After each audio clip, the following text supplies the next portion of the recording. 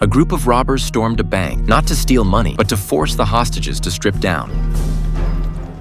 When police finally broke in, they found no robbers, no casualties, and not a single dollar missing. What they couldn't imagine was that the thieves had already made off with $1.2 billion. That day, 4 robbers hit a Wall Street bank. Their leader, disguised as a construction worker, casually walked inside and used a high-powered infrared laser to disable the security cameras. Meanwhile, his accomplices, posing as painters, entered through the back door and locked it behind them. When a guard approached to ask what was going on, he felt a gun press against his back. The robbers quickly gained control, taking 50 hostages without resistance. Outside, a patrol officer noticed smoke coming from the bank and went to investigate. The robbers didn't panic. They opened the door and told him straight up, "We're robbing the bank. Call the cops." They then confiscated everyone's phones and keys. Most people complied quietly, except the bank manager, who claimed he'd forgotten his phone. The robbers didn't buy it. They called his number using an employee's phone, and the ringtone echoed from his office. The manager froze, certain he'd be executed as an example. But instead of killing him, the robbers dragged him into a room and beat him up, just enough to terrify the rest of the hostages. Then they ordered everyone to strip and change into identical coveralls like theirs, dividing the hostages into 10 groups and locking them in separate rooms. Outside, police arrived in full force, sealing off the entire building, even the sewers, and setting up snipers. It looked like the robbers had no way out. Mike, the commanding officer on scene, chose not to act hastily. There were 50 hostages at stake. After a while, one hostage suffered a heart attack, and the robbers let him go. Mike took that as a sign that they weren't ruthless killers. Believing these robbers still had some sense of morality, he tried to open negotiations, but the robbers completely ignored him. With no intel from inside, Mike could only wait and worry. By all logic, the robbers had the upper hand and should have started grabbing the cash. But to everyone's surprise, they glanced at the piles of money in the vault and showed no interest at all.